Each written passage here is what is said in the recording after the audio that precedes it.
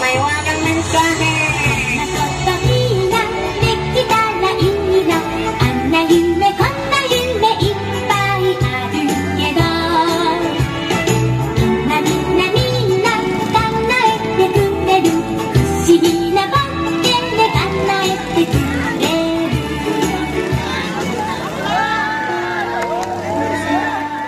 May mga batang 90s ba dito?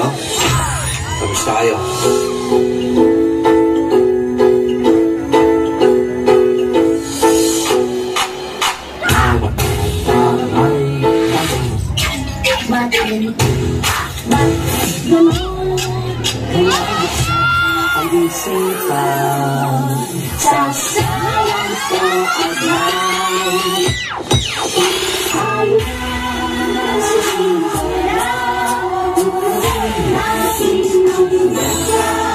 Kinabukasan ng aming bayan, sigurong makakamtan.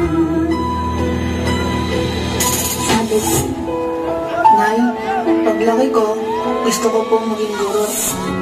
Ang Hirayang Manawari ay sinaunang katagang Tagalog na nagtataglay ng rhetorical na kahulugan na reach your dreams. Ramtin mo ang iyong pangarap.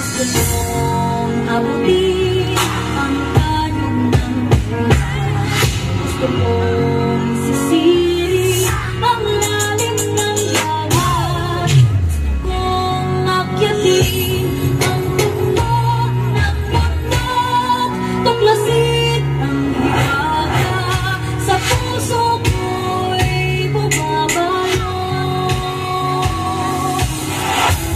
Nay, malapit na ako sa pangarap ko. Nay, isa na po akong ganap na guro.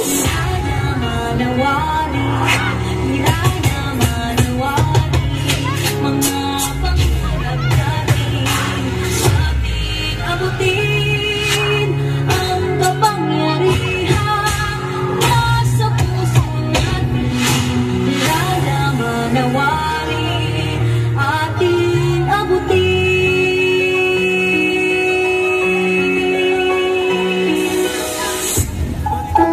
Kung bibigyan ka ng pagkakataon na makausap yung batang ikaw, ano sasabihin mo sa kanya?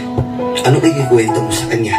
Ako, kung bibigyan ako ng pagkakataon na makausap yung batang ako, gusto ko lang sabihin sa kanya na dadating yung time dyan sa oras mo na yan, na babagsak yung mundo mo. Ipaparamdam sa'yo na kung hanggang saan mo talaga kaya. Susuko ka. Sobrang nakakadulog ng puso yan. Alam ko minsan gusto ko ng sumuko. Sobrang sakit. Sobrang nakakapagod. Ano gusto mo sabihin sa kanya? Araw-araw sinusuko ka ng mundo. Siguro kaya nung bata tayo, pinapatulog tayo sa hapon kasi kapag tumanda ka na, mamamalbos ka ng tulog at pahinga.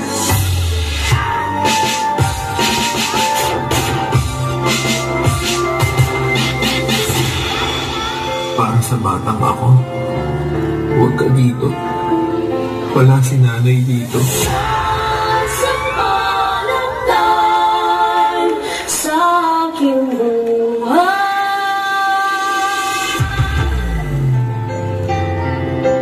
Nay, kahit wala ka na, lagi kang nasa puso ko. Mahal na mahal kita.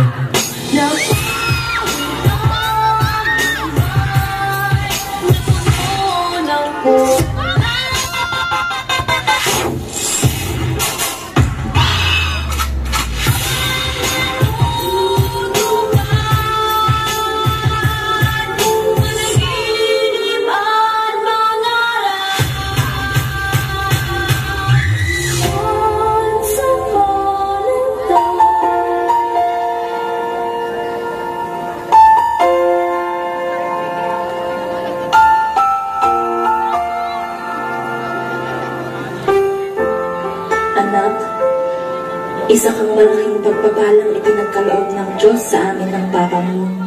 Sana'y maalala mo itong mga bilin ko sa iyo.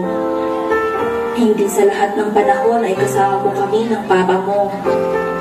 Darating ang panahon at kaming dalawa ay tatanda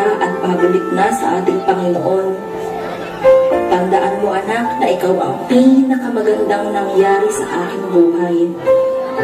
Mahal na mahal kita at hindi yung magbabago kahit kailan. Nagmamahal, Mama. Alagaan ka sa puso ko, ikaw ang pag-asa sa ating mundo. May kakamay sa'yo, ang alay ko'y itong pagmamahal ko. May nagmamahal kay sa'yo, aking inay, ikaw. Wow! There you go, ladies and gentlemen, the B Squad.